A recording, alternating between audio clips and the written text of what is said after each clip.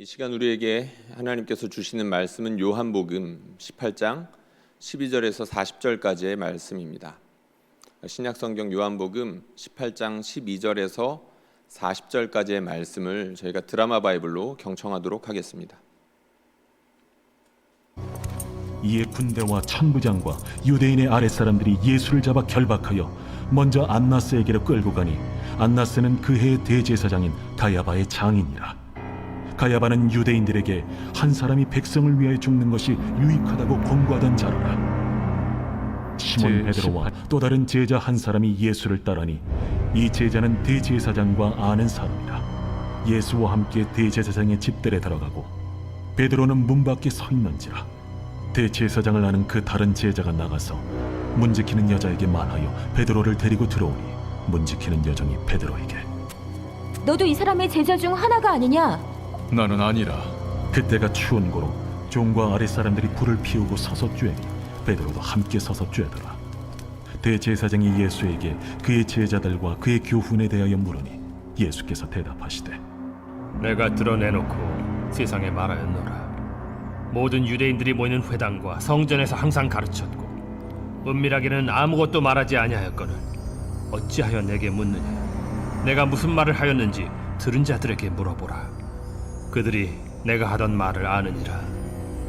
이 말씀을 하심에 곁에 섰던 아랫사람 하나가 손으로 예수를 쳐 이르되 내가 대제사장에게 이같이 대답하느냐? 내가 말을 잘못하였으면 그 잘못한 것을 증언하라. 바른 말을 하였으면 내가 어찌하여 나를 치느냐? 안나스가 예수를 결박한 그대로 대제사장 가야바에게 보내니라. 시몬 베드로가 서서 불을 쬐더니 사람들이 묻되 너도 그 제자 중 하나가 아니냐? 베드로가 부인하여 이르되 나는 아니라. 대제사장의 종 하나는 베드로에게 귀를 잘린 사람의 친척이라 이르되 네가 그 사람과 함께 동산에 있는 것을 내가 보지 아니하였느냐? 이에 베드로가 또 부인하니 곧 갈기 울더라.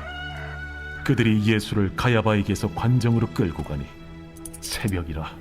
그들은 더럽힘을 받지 아니하고 유월절 잔치를 먹고자 하여 관정에 들어가지 아니하더라.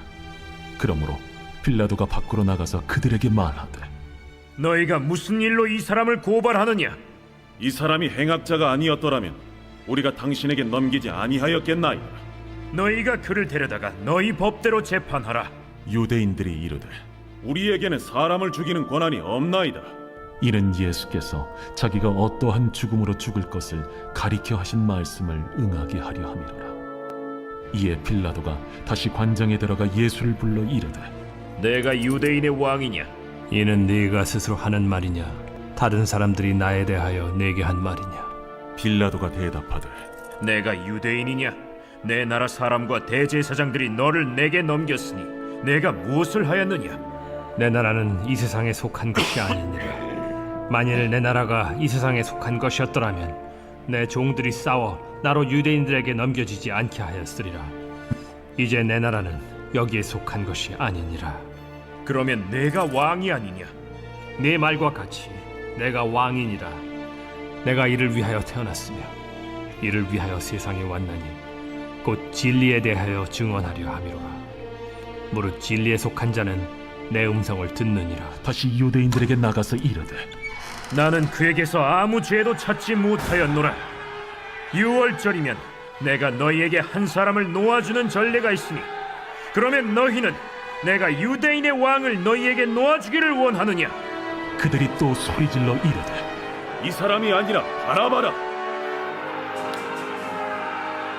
바라바는 강도였더라.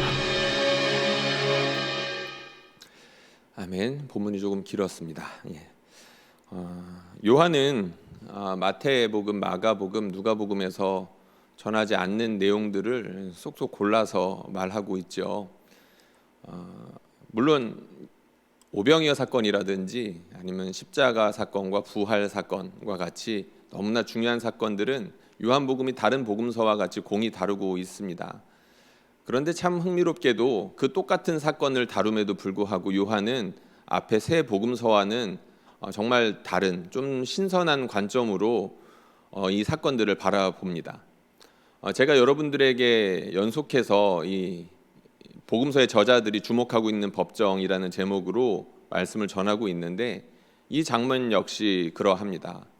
앞에 세 저자가 법정에서 주목하고 있는 점, 물론 각각의 고유한 지점들이 있었지만 마태, 마가, 누가가 보여주는 그 관점에는 비슷한 점들이 있습니다. 근데 요한복음이 보여주는 이 법정 장면, 예수님께서 신문 받으시는 이 장면은 앞의 장면들, 그러니까 앞에 세 복음서에서 나왔던 이 예수님이 신문 받으시는 장면과 좀 많이 다른 모습이 나옵니다. 그 중에서도 특별히 눈에 띄는 것이 하나가 있는데요. 바로 네가 그리스도냐라는 질문입니다. 앞에 복음서에서는 대제사장들이 네가 그리스도냐 아니면 혹은 네가 찬송받으실 리의 아들이냐 이런 식으로 질문이 있었죠. 그런데 오늘 우리가 요한복음에서 보았듯이 요한복음에서는 그 질문을 대제사장이 하는 것이 아니라 빌라도가 대신합니다. 물론 여기선 그리스도라는 표현이 나오진 않았지만 유대인의 왕이냐라는 표현으로 그 중요한 질문을 빌라도가 대신했다는 거죠. 이유가 있지 않겠습니까? 앞에서도 우리가 보았던 것처럼 각각의 저자들이 예수님과 그 신문하는 사람들 사이에 그 표현 한두 가지를 가지고 자신의 저자가 가지고 있는 독특한 관점을 드러냈는데 요한복음은 아예 질문자 자체를 바꿔버렸습니다. 빌라도가 네가 유대인의 왕이냐? 라고 물어봤다는 거죠. 굉장히 큰 차이를 보여주고 있는데 오늘은 바로 여기에 대해서 좀 살펴보려고 합니다. 요한은 왜 여기에 질문을 하고 있는 걸까? 여기에 대해서 우리가 말씀을 통해서 좀 확인해보고 우리에게 주시는 그 메시지가 무엇인지 한번 확인해 보도록 하겠습니다. 오늘 말씀 제목은 요한이 주목한 법정입니다. 요한이 주목한 법정. 요한은 앞에 복음서 저자들과 함께 마찬가지로 이 심판대를 주목하고 있었습니다. 그리고 특별히 빌라도가 던진 질문, 그리고 그 질문에 예수님께서 무엇이라고 답하셨는지에 대해서 주목을 하고 있습니다. 빌라도는 예수님에 대해서 굉장히 호기심이 있었던 것 같습니다. 아무래도 호기심이 같겠죠. 예수님의 죄명이 무엇이었습니까? 성경에 명시적으로 나오진 않지만 반란수계였습니다. 로마를 향하여서 저항한다는 거죠. 메시아 운동을 일으켜서 로마에 저항하려고 이렇게 모의했다라는 그런 죄목으로 넘겨진 겁니다. 빌라도가 궁금하지 않을 수가 없는 거죠. 네가 유대인의 왕이냐? 라고 물어봤습니다. 그러자 예수님께서 이렇게 답하시는 장면이 있는데 오늘 우리가 주목해야 되고 집중해야 되는 말씀이라 한번 같이 읽어보도록 하겠습니다. 요한복음 18장에 있는 말씀인데요. 화면 띄워주시고요. 18장 36절에 있는 말씀을 저희가 같이 읽어보겠습니다. 시작. 예수께서 대답하시되 내 나라는 이 세상에 속한 것이 아니니라. 만일 내 나라가 이 세상에 속한 것이었더라면 내 종들이 싸워 나로 유대인들에게 넘겨지지 않게 하였으리라. 이제 내 나라는 여기에 속한 것이 아니니라. 아멘. 예수님께서는 이 짧은 답을 통해서 세상 나라와 자신의 나라, 곧 예수 그리스도의 나라를 대비하고 계십니다. 대비한다는 겁니다. 비교하고 계신다는 겁니다. 세상 나라와 예수님의 나라가 다르다는 거죠. 이 짧은 답 안에 예수님께서는 어떻게 다른지에 대해서도 말씀을 하셨습니다. 뭐가 다릅니까? 세상 나라의 특징을 예수님께서 싸움으로 특징 짓고 계십니다. 만약에 내 나라가 이 나라에 속한 것이었더라면 사람들과 싸워서라도 내가 원하는 것을 얻었을 것이다 라고 말씀을 하시죠. 그러나 그렇게 하지 않았다라고 말씀을 하십니다. 왜 그렇습니까? 내 나라는 여기에 속한 것이 아니기 때문이다. 다시 말해서 세상이 움직여지는 그런 방식으로 내 나라는 움직여지지 않는다라는 거죠. 하늘에 속한 나라가 땅에 속한 나라와 다른데 그것이 바로 이 부분이 다르다는 겁니다. 세상 나라는 자기가 원하는 것을 위해서 싸움이라도 하고 폭력이라도 행사해서 자기가 원하는 것들을 취하지만 하나님의 나라는 그렇지 않다는 거죠. 게다가 예수님께서는 그 나라의 왕으로 이곳에 오셨다라고 말씀을 하십니다. 빌라도는 어리둥절했을 겁니다. 예수님께서 네가 왕이냐라고 물었는데 예수님께서는 자기의 나라에 대해서 말씀을 하시죠. 빌라도는 자기가 던진 질문에 대해서 분명한 답을 듣고 싶었을 겁니다. 네가 왕이냐? 그렇다. 아니면 아니다. 라는 답을 듣기를 원했겠죠. 근데 예수님께서 나라에 대한 이야기를 하시니까 조금은 답답했던 것 같습니다. 도대체 무슨 말을 하는 거냐? 네가 유대인의 왕이 아니냐라고 물어봅니다. 그러자 예수님께서 이렇게 답하십니다. 그렇다. 내가 왕이다. 예수님께서 자신의 나라의 왕이라고 말씀을 하신 거죠. 물론 빌라도는 물리적인 유대인의 왕을 물어봤던 것일 겁니다. 이 유대 민족의 왕이냐 네가? 라고 물어봤는데 예수님께서는 교묘하게 거기에 대해서 답을 하신 것은 아니고 이 세상의 나라와 다른 하나님 나라의 왕으로서 내가 이 땅에 있다라고 말씀을 하신 거죠. 그런데 거기에서 말을 그치지 않으시고 내가 왕이다라는 말 다음에 이 말씀을 덧붙여서 말씀하십니다.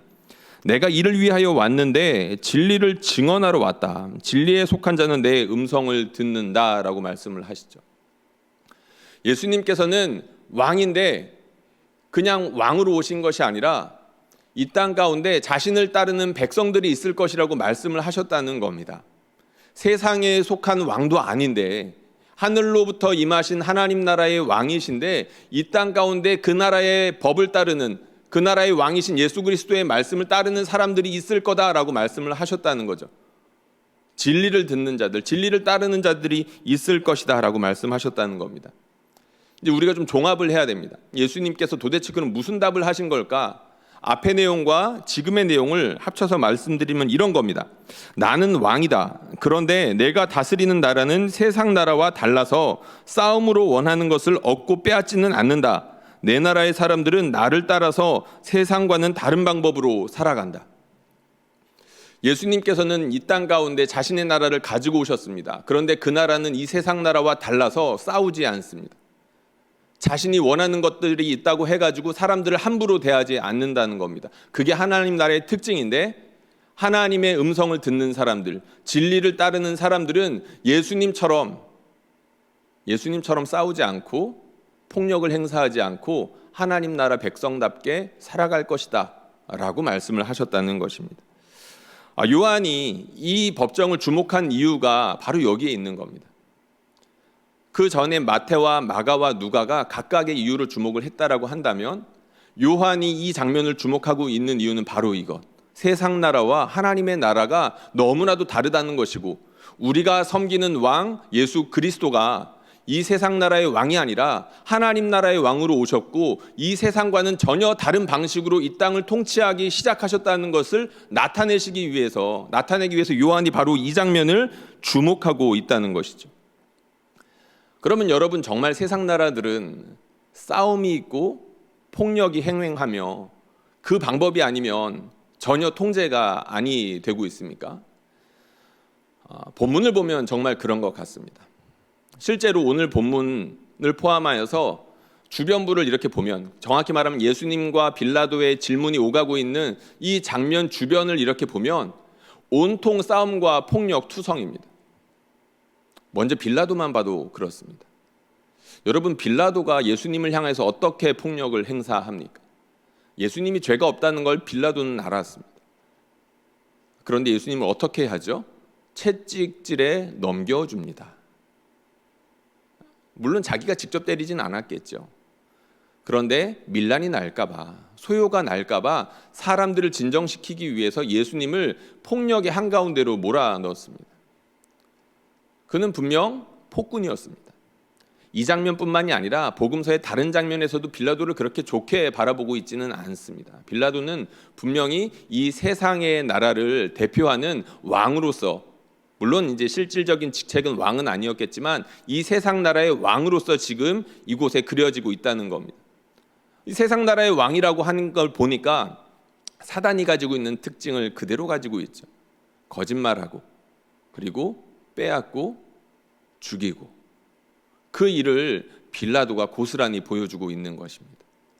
그러면 세상 나라를 대표하고 있는 빌라도만 이렇게 폭력적이고 싸움을 할까요?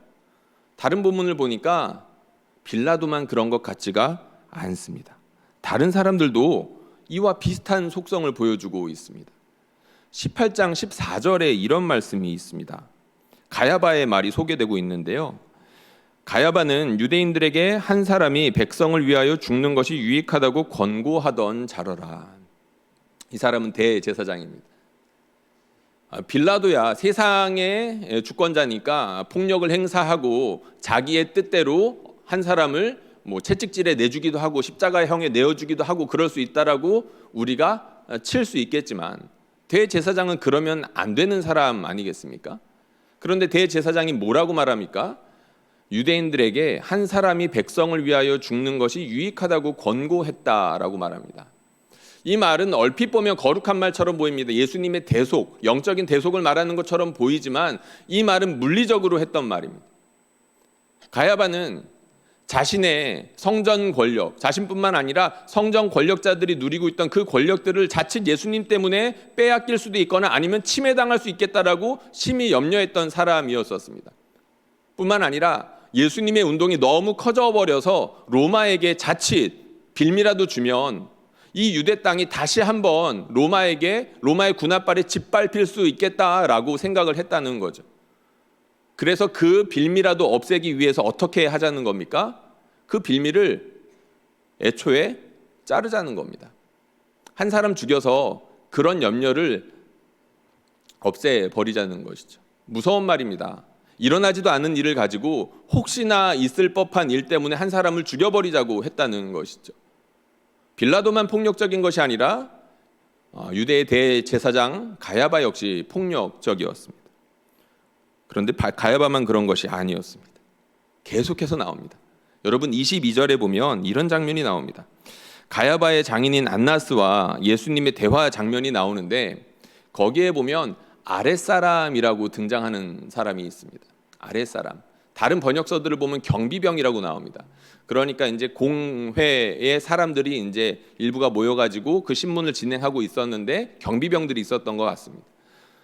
근데 안나스라는 대제사장과 예수님이 대화를 하는데 예수님이 너무 당당했던 겁니다. 예수님이 너무 당당하니까 속된 말로 뭐 이렇게 예의가 없는 애가 있어. 우리가 흔히 싸가지 없다라는 말을 하잖아요. 경비병이 보기에 예수님이 그랬던 겁니다. 감히 대제사장 앞에서 이렇게 당돌하게 말할 수 있냐라고 하면서 어떻게 했습니까? 얼굴을 한 대 쳤다라고 나와 있습니다. 뺨을 아마 친 것 같죠. 아무런 힘이 없어 보이는 예수라는 사람, 그 사람 앞에서 권위를 세우기 위해서 폭력을 행사했다는 거죠. 그런데 여기서 흥미로운 장면이 하나 있습니다. 예수님께서 그냥 가만히 있지 않으셨다는 겁니다. 예수님께서 지적하시죠. 내 말이 틀렸으면 내 말이 무엇이 틀렸는지에 대해서 증언하면 될 거 아니냐. 그런데 너는 왜 나를 치느냐라고 말씀하셨다는 겁니다. 오늘 요한복음 18장을 계속 보시면 아시겠지만 예수님은 전혀 움츠러드시지 않습니다. 하나님 나라의 왕으로서 그 누구보다도 당당하고도 담대하게 말씀을 하고 계십니다. 네가 왜 나를 치느냐라고 지적하셨다는 거죠. 그리고 가야바와 이 경비병처럼, 그리고 궁극적으로는 빌라도처럼 폭력성을 보이는 또 다른 사람들이 있었습니다. 그 사람들이 누구냐면 오늘 말씀 말미에 나오는 무리들입니다. 그 무리들이 그 가운데서 무엇이라고 외쳤었습니까? 십자가에 예수님을 매달아야 된다라고 외쳤던 사람들이죠. 근데 오늘 본문에는 어떤 내용이 나오냐면 빌라도가 유월절 특별 사면에 대해서 이야기합니다. 이 사람은 그렇게 잘못한 것이 없는 것 같은데 유월절 특별 사면으로 좀 풀어줍시다 라고 이야기를 하는데 무리들이 거절하죠. 무리들이 거절합니다. 그러면서 누구를 풀어달라고 합니까? 바라바를 풀어달라고 합니다. 여러분, 바라바 누구입니까? 아마 여러분 특별 새벽기도에 기억하시는 분들, 담임 목사님께서 설교하셨던 부분인데요. 바라바에 대해서 자세하게 설명을 해주신 적이 있습니다. 여기서 간단하게 짚고 넘어가자면 그 사람은 역시 로마에 저항했던 반란군이었던 것으로 추정이 됩니다. 유대 입장에서 보면은 의인이고 열사이고 이런 사람인데 로마의 입장에서 보면 저항군이고 테러리스트였던 거죠.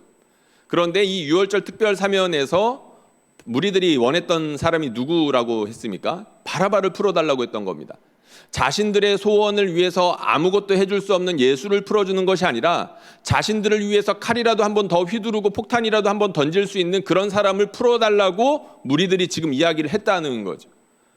무리들의 폭력성이 여기서 또한 드러납니다. 물론 자신의 입장에서 자기가 원하는 것들을 위해서 칼이라도 휘두르고 폭탄이라도 휘둘러서 얻을 수 있다면 그렇게라도 해야지라고 어떤 사람들은 생각할지도 모르겠습니다. 그런데 요한은 철저하게 그런 방식이 세상의 방식이요 하나님 나라의 방식이 아니라고 이야기를 하고 있는 것입니다. 그리고 마지막으로 18장에 보면 이런 폭력성을 보이는 의외의 한 사람이 또 나옵니다. 그 사람이 누구냐면 베드로입니다. 오늘 우리가 읽지는 않았지만 오늘 보면 바로 앞에 보면 예수님께서 잡혀가시는 장면이 나오죠. 예수님께서 잡히셨을 때 저항했던 무리들이 있었습니다. 제자들이었는데 아마도 베드로를 주목하고 있었던 것 같은데요. 베드로가 칼을 뽑아야 됩니다. 그래서 대제사장의 종 말고라는 사람의 귀를 베어버리죠. 굉장히 의아한 장면 아닙니까? 예수님은 분명 하나님 나라의 왕으로서 이 땅에 오셨고 제자들 역시 예수님에게서 그렇게 붙어 있으면서 말씀도 듣고 기적도 체험했으면서 예수님께서 원하시는 방식이 아니라 빌라도가 보여주는 방식이고 가야바가 보여주는 방식이고 무리들이 보여주는 그런 폭력적인 방식으로 자신들이 원하는 것을 취하려고 했다는 겁니다. 베드로 역시 폭력적으로 자신이 원하는 것을 취하려고 했다는 거죠. 여기서 역시 예수님께서 한마디 하십니다. 가야바의 그 안나스의 집에서 그 경비병에게 네가 나를 왜 치느냐라고 말씀하셨던 것처럼 이 장면에서도 가만히 있지 않으셨다는 거죠. 칼을 칼집에 꽂아 넣어라 라고 말씀을 하십니다. 역시 폭력에 반대하셨다는 겁니다. 우리가 잠깐 18장에 나오는 몇몇 장면들만 우리가 보았습니다. 빌라도와 예수님과의 대화 가운데에서는 분명 예리하게 하나님의 나라와 세상의 나라가 대비하고 있고 대치하고 있는데 그 경계선이 바로 싸움이고 폭력이라고 말씀을 드렸죠. 세상 나라는 자신이 원하는 것을 위해서라면 얼마든지 싸우고 폭력을 행사해서라도 자신이 원하는 것들을 취하는데 하나님의 나라는 그렇지 않다는 겁니다. 그런데 베드로도 그랬다는 거죠. 예수님께서 신문 받는 장면을 우리가 주변을 이렇게 살펴보면서 예수님께서 왕으로 다스리시는 나라는 세상 나라와 다르다는 것들을 우리가 좀 확인을 해야 되겠습니다. 예수님께서 다스리시는 그 나라는 세상과 달라서 왕으로 세워지더라도 그 왕으로서 그 권력으로서 폭력을 행사하지 않고 싸우지 않으신다. 이것이 18장에서 강조하고 있고 우리에게 보여주는 바라는 것이죠. 예수님께서 오신 지 2000년이 지났습니다. 우리가 이제 18장만 우리가 좀 쑥 훑어봤는데 2000년이 지난 지금 세상은 크게 달라지지 않은 것 같습니다. 여전히 싸움과 폭력이 만연하죠. 우리가 어디를 보아도 어느 곳에 가더라도 조금만 힘이 센 사람이 있으면 그 힘으로 사람들을 누르려는 모습들이 여기저기 나타나고 있습니다. 나라와 나라 사이의 국제 정치 어떻습니까? 굳이 제가 설명하지 않아도 되죠. 힘의 논리가 철저하게 지배하는 곳이 국제 정치입니다. 그러면 국가 권력과 시민들과의 관계는 또 어떻습니까? 이것이 얼마나 나빠질 수 있는지를 정말로 극적으로 보여주는 일이 지금 일어나고 있죠. 바로 미얀마 사태입니다. 잘못된 국가 권력이 국민들을 얼마나 괴롭게 하고 비참하게 할 수 있는지를 보여주고 있는 장면이라고 할 수 있다는 겁니다. 그런데 그런 일들이 거기서만 일어나는 건 아니라는 거죠. 그러면 기업에서는 어떻습니까? 기업과 기업 사이, 사회생활을 해보신 분들이 여기 많이 계시는데 다 모르시지 않을 겁니다. 큰 기업과 작은 기업이 있으면 절대 동등한 선상에서 함께 일할 수가 없습니다. 갑이라는 것이 존재하고 을이라는 것이 존재하기 마련이죠. 우리는 가끔 상생이라는 말을 쓰는데 허울 좋은 구호에 그치는 경우가 너무 많습니다. 개인과 개인의 관계는 어떨까요? 교회에서 성도분들의 많은 기도 제목들을 듣습니다. 듣다 보면 억울함을 호소하시는 분들이 너무 많습니다. 집안에서 남편과의 문제 때문에, 시부모님과의 문제 때문에, 아니면 처가와의 문제 때문에, 아니면 자녀들과의 문제 때문에, 아니면 자기 부모님 때문에, 아니면 직장 동료들 때문에, 자기의 이웃들 때문에, 함께 살아가는 그 사람들 때문에 억울함을 호소하고 있는 사람들이 많다는 겁니다. 억눌려 지내는 거죠. 때로는 폭력으로, 때로는 말도 폭력이죠. 여러 가지 수단과 방법을 가리지 않고 누를 수 있으면 얼마든지 누를 수 있는 사람들이 주변에 너무 많다는 것을 여러분들 기도 제목만 들어봐도 알 수 있다는 겁니다. 그렇다면 이런 세상의 폭력과 싸움으로부터 안전한 곳은 어디일까요? 교회였으면 좋겠습니다. 교회에서는 그런 세상의 방식, 빌라도의 나라가 움직이는 그런 방식이 작동하지 않았으면 좋겠고, 그런 세상의 법들이 이곳으로 들어와서 힘과 싸움을 정당화하는 일들이 없었으면 좋겠는데, 여러분들 교회는 정말로 그러한 세상의 방식으로부터 안전합니까? 제가 설교 때나 아니면 가끔 성경 공부할 때 여러분들에게 이런 이야기 했던 것 같습니다. 제자 훈련을 할 때면 교회론을 다루는 부분들이 나옵니다. 교회론을 다루면서 성경을 이렇게 함께 공부하고 서로의 경험들을 나누는데, 여러분들도 아시는 것처럼 우리 교회에는 근 한 10년, 15년 사이에 다른 교회에서 이렇게 옮겨오신 분들이 정말 많이 계십니다. 그런 분들의 이제 이야기를 듣다 보면 가슴 아픈 가정사들도 있지만 가슴 아픈 교회 일들이 너무나 많습니다. 교회 안에서 분열을 겪고 정말로 옮기고 싶지 않았는데, 정말 그곳에서 뼈를 묻고 싶었는데 그런 심정으로 교회를 섬겼지만 분열 때문에 어쩔 수 없이 옮기게 된 경우들이 적지 않게 있더라는 겁니다. 교회 안에서 싸움이 일어나고 폭력이 횡행하는 일들이 비일비재하다는 거죠. 여러분, 이건 우리가 좀 심각하게 고민해 봐야 됩니다. 처음에 싸울 때는 양쪽 다 숭고한 가치들을 가지고 있었을 겁니다.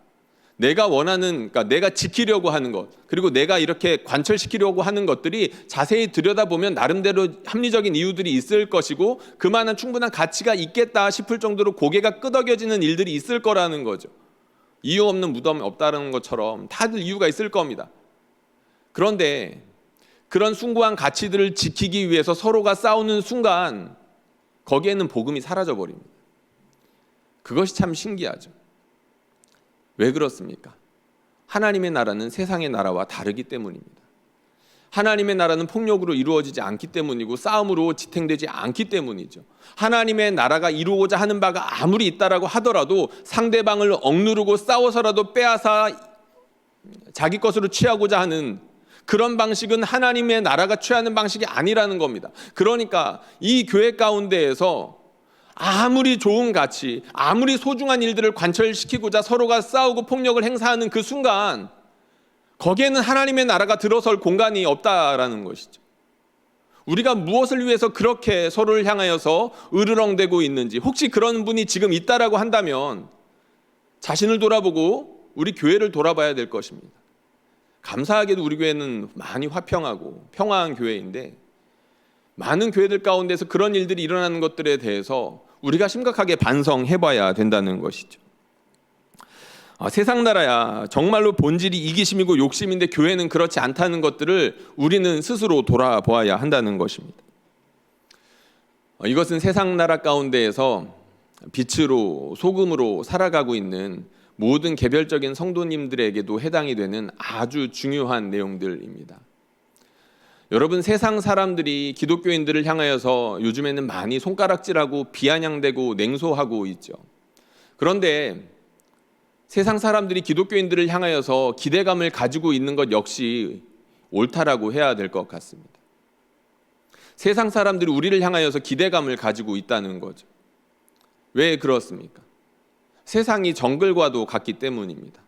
너무나도 치열하기 때문이죠. 몇 푼 안 되는 그 물질을 위해서 얼마나 치열하게 살아야 되는지를 많은 사람들이 알고 있고 거기에 지쳐 있다는 겁니다. 생수를 갈급해 하고 있고 조금이라도 위로받고 싶은데 기독교인들에게 혹시라도 희망을 줄 수 있을지 거기에 대해서 관심을 가지고 보고 있다는 것이죠. 그런데 기독교인들이 그런 세상 사람들을 향하여서 세상에서 일어나는 똑같은 방식으로 그렇게 자신이 원하는 것들을 취하려고 하고 심지어 그런 방식으로 끊임없이 살면서 일말의 양심의 가책도 느끼지 않는다라고 한다면 세상 사람들이 어찌 우리를 통해서 성령의 향기를 느낄 수가 있겠습니까? 우리는 그리스도의 향기라고 하지요. 세상 사람들이 어디 가서 그런 냄새를 맡겠습니까?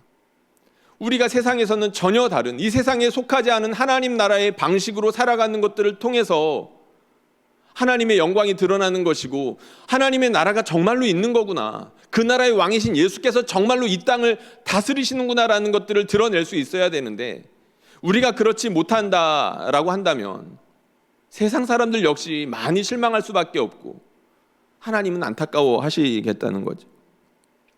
하나님께서 주신 은혜를 아는 사람, 하나님께서 주시는 평화가 무엇인지를 아는 사람에게는 사명이 있습니다. 그 사명이 무엇인지도 압니다. 치열한 세상 가운데에서 이 세상과는 전혀 다른 하나님의 나라가 임했다라는 것을 말과 삶으로 드러내는 것, 그것이 나에게 사명으로 있다는 것을 너무나도 잘 안다는 것이죠. 여러분들 그런 사람 본이 있으면 좋겠습니다. 정말로 그런 사람들이 이렇게 살면 되는 거구나 라는 사람, 내 옆에서 정말 구체적인 그런 사람들을 보면 좋겠습니다. 감사하게도 성경에는 그런 예들이 많이 나와 있습니다. 여러분들 성경에 보면, 특별히 구약 성경에 보면 이 세상에 두 발을 딛고 살아가고 있지만 하나님 나라의 백성답게, 하나님 나라의 기름 부음을 받은 백성답게 살아가는 그런 멋진 예를 보여주는 사람들이 있습니다. 제가 오늘 소개해드릴 사람은 바로 다윗입니다. 이 다윗은 사울이 정말로 살기가 정말 어려웠던 그 순간 가운데 여러 차례 목숨을 잃을 뻔했던 사람이었죠.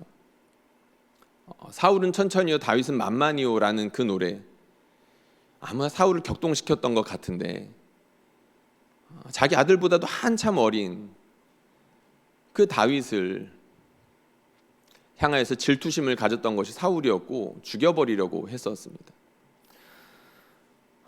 다윗은 사울과 대결하지 않았죠. 이 장면이 참 놀라운 겁니다. 다윗에게는 힘이 있었습니다. 다윗은 골리앗을 죽였던 사람 아니겠습니까?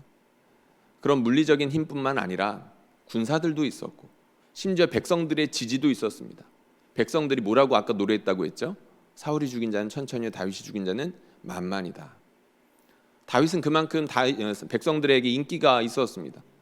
심지어 영적으로도 권위가 있었습니다. 기름 부음을 받은 자였기 때문이죠. 사울에게서 성령이 떠난 뒤 우리 하나님께서 사무엘을 통해서 다윗에게 기름 부음을 허락하십니다.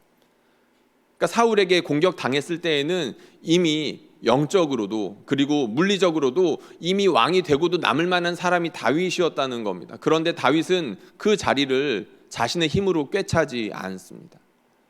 우리가 잘 아는 것처럼 사울이 점점 다윗을 죽이려는 그 위험의 강도가 점점 세지자 다윗이 결단합니다. 어떤 결단을 합니까?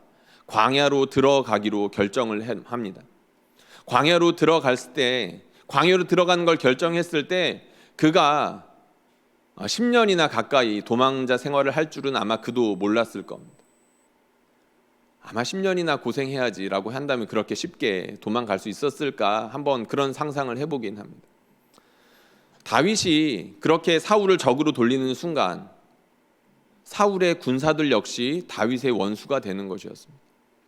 수천 명의 사람이 다윗을 잡기 위해서 혈안이 된 채 다윗을 쫓아다녔고 다윗은 그런 원수들을 뒤로하고 10년이나 이렇게 도망자 생활을 해야 됐다는 것이죠. 물론 다윗에게 기회가 없던 것은 아니었습니다. 어떤 기회입니까? 사울을 죽일 수 있는 기회입니다. 광야 땅 가운데에서 사울을 그냥 손 한 번만 휘두르면 얼마든지 죽이고 얼마든지 반란을 일으켜서 그냥 그 나라를 접수할 수 있는 기회가 얼마든지 있었는데 다윗은 그렇게 하지 않았다는 거죠. 다윗은 참습니다. 억울했겠지만 또 참습니다. 한 번은 이렇게 한 적이 있죠. 칼로 그 사울의 옷을 베어간 적이 있었습니다. 그런데 그 뒤에 나오는 말씀이 놀랍습니다. 그 옷을 베었을 때 다윗이 어떻게 했다라고 합니까? 마음에 찔렸다라는 말씀이 나옵니다. 참고 또 참다가 그저 그냥 사울의 옷자락을 살짝 베었을 뿐인데 그것이 마음에 찔렸다라고 했었습니다. 다윗이 얼마나 하나님의 방식대로 살고자 노력했는지를 보여주는 그런 말씀입니다. 하나님께서 세우신 자, 하나님께서 기름 부은 받은 자를 내가 직접 원수 갚을 수가 없다라는 그 믿음 가지고 그 믿음 지키기 위해서 얼마나 노력했는지 그 마음이 찔린 것을 보면 알 수가 있다는 것이죠. 이것을 잘 보여주는 사무엘상의 말씀이 있습니다. 이 말씀을 저희가 한번 같이 읽어보겠습니다. 사무엘상 24장에 나오는 많은 말씀들 중에서 발췌해서 몇 구절들을 뽑아 놓았는데요. 저희가 한번 같이 읽겠습니다. 시작. 자기 사람들에게 이르되 내가 손을 들어 여호와의 기름 부음을 받은 내 주를 치는 것은 여호와께서 금하시는 것이니 그는 여호와의 기름 부음을 받은 자가 됨이니라 하고 다윗이 이 말로 자기 사람들을 금하여 사울을 해하지 못하게 하니라. 사울이 일어나 굴에서 나가 자기 길을 가니라. 내 아버지여 보소서, 내 손에 있는 왕의 옷자락을 보소서. 내가 왕을 죽이지 아니하고 겉옷자락만 베었은즉 내 손에 악이나 죄과가 없는 줄을 오늘 아실지니이다. 왕은 내 생명을 찾아 해하려 하시나 나는 왕에게 범죄한 일이 없나이다. 여호와께서는 나와 왕 사이를 판단하사 여호와께서 나를 위하여 왕에게 보복하시려니와 내 손으로는 왕을 해하지 않겠나이다. 보라, 나는 내가 반드시 왕이 될 것을 알고 이스라엘 나라가 내 손에 견고히 설 곳을 아노니. 마지막에 한 절은 사울이 다윗에게 한 말입니다. 자신을 죽이지 않고 원수 갚지 않는 다윗의 믿음을 칭찬한 것이고 사울도 이미 알고 있었던 겁니다. 자신의 나라는 결국엔 쇠할 것이며 다윗의 나라가 견고하게 설 것이라고 말을 했다는 거죠. 사울의 모습은 사실 원래 이렇지 않았었습니다. 사울은 겸손했던 사람이죠. 그런데 점점 자신의 권력을 세우기 위해서 자신의 힘을 쓰기 시작하는 순간, 하나님의 말씀으로부터 돌아서는 순간 하나님의 영이 사울에게서 역사하기는 너무나도 힘들었습니다. 하나님의 영이 사울에게서 역사하기가 너무나도 힘들어졌다는 거죠. 결국에는 하나님께서 하나님의 영을 사울에게서 거두는 지경까지 가게 되지 않았습니까? 사울에게서 우리는 빌라도의 모습을 볼 수가 있습니다. 그런 빌라도의 나라, 사울의 나라, 그런 폭력과 싸움이 판치는 그런 나라 가운데에서 다윗 역시 그들과 같은 모습으로 살지 않았습니다. 우리가 주목해야 되는 점은 바로 이 점이죠. 어떻게 사람이 이렇게 살 수 있어라고 우리가 흔히 말하는데 그렇게 살아내는 사람이 있다는 것들을 기억해야 됩니다. 물론 성령께서 도와주셨겠죠. 하나님께서 도와주셨겠죠. 그런데 그렇게 살아가는 사람들이 있다는 겁니다. 없지 않다는 거죠. 하나님의 백성이라면 당연히 이렇게 살아야 되는 것이고 그렇게 살지 못하는 것에 대해서 찔려해야 된다는 겁니다. 다윗이 그 모범을 너무나도 잘 보여주고 있습니다. 그러나 안타깝게도 다윗이 실수를 합니다. 그냥 실수라고 하기에는 너무나 큰 죄를 저지릅니다. 그때가 언제냐면 다윗이 이렇게 힘을 막 키울 때는 그래도 겸손했는데 다윗의 힘이 정점에 있을 때 다윗은 죄를 짓습니다. 자기가 원하는 것을 얻기 위해서 강제로 한 여자와 관계를 맺습니다.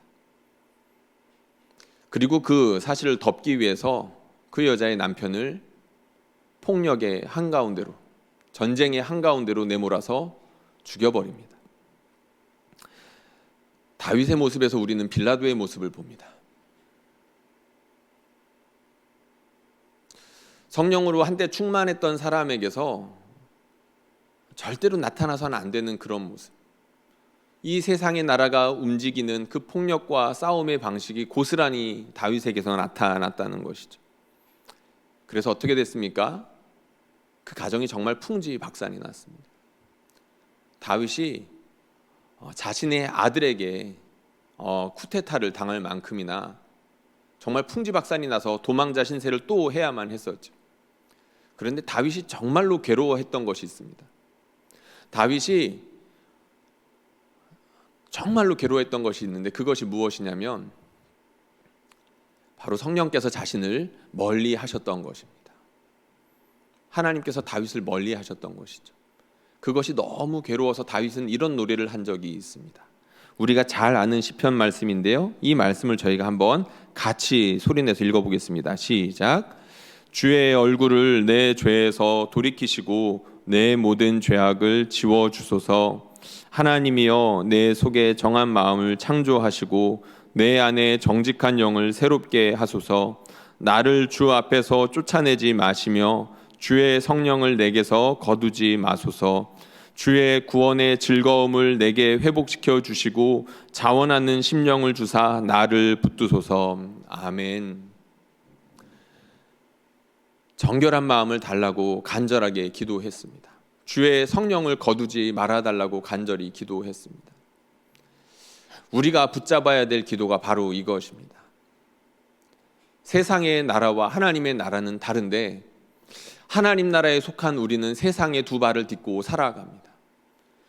그러면서 우리는 세상의 방식으로 탄압을 당할 때가 많고 핍박당할 때도 있으며 인간 대접 받지 못하고 함부로 손찌검을 당하거나 욕설을 당하는 일들이 있죠. 거기에 대항해서 우리도 똑같은 방식으로 그 사람들에게 복수하고 싶고 원수 갚은 마음이 들 때가 한두 번이 아닐 것입니다. 어떤 사람은 소심하게 다윗처럼 그 사람의 옷자락을 베는 정도로 가름할 수도 있겠고, 어떤 사람은 오른뺨을 맞아서 왼뺨도 치고 오른뺨도 쳐버리는 그런 복수를 갚음을 하는 사람들도 있을 겁니다. 그런데 점점 그렇게 세상의 방식으로 살아가게 되면 어떤 일들이 일어나겠습니까? 성령이 내 안에 거하실 곳이 없어지게 되는 겁니다. 구원의 기쁨이 점점 사라지게 되는 것입니다. 내가 하나님과 동행하고 있는지 아닌지를 나 스스로도 정말로 착각하며 하나님이 나에게서 없는 것과 같은 그런 상황이 이어질 수밖에 없다는 것이죠. 제가 여러분들에게 기도 제목에 대한 이야기를 말씀드렸었죠. 기도 제목을 듣다 보니까 억울한 사람이 너무 많습니다. 사람들에게 너무나도 당해서 내가 왜 이런 취급을 당해야 되는지에 대해서 답답함을 호소하시는 분들이 많다는 것이죠. 인간적인 마음으로 복수하라고 그렇게 말씀해드리고 싶을 만큼 억울한 일들이 분명히 있는 것 같습니다. 그런데 여러분, 우리는 그렇게 하면 안 됩니다. 우리가 그렇게 하는 순간 하나님의 나라가 우리 가운데에서 있을 공간이 사라져버리게 되는 거죠. 하나님의 성령이 우리 가운데에서 도무지 역사하실 수 없는 그런 상태가 되어버린다는 것입니다. 아마 우리 중엔 이미 그런 상태 가운데 계신 분들이 있을지도 모릅니다. 너무나도 세상의 방식과 닮아져가지고 내 마음 가운데 성령이 역사하실 작은 공간조차도 남겨두지 못한 분들이 분명히 있을 것입니다. 다윗의 기도를 우리가 붙잡아야 되겠습니다. 다윗이 세상의 방식으로 살다가 너무나도 괴로워서 주님, 나에게 정직한 영을 새롭게 하여 주시고 성령을 부어달라고, 성령을 거두지 말아달라고 그렇게 기도했던 것처럼 우리도 세상의 방식이 아니라 하나님의 방식으로 살아갈 수 있게 해달라고, 우리의 왕 되신 예수님께서 폭력의 한가운데에서 폭력을 행사하지 않으시고 묵묵하게 자신의 십자가를 감당하여 주셨던 것처럼 우리도 그 길을 갈 수 있게 해달라고, 성령을 부어달라고 기도할 수 있어야 되겠습니다. 바라기는 저와 여러분들에게 그렇게 구하는 우리들에게 성령으로 충만하게 해주시기를 주님의 이름으로 축원합니다. 우리가 함께 기도하겠습니다.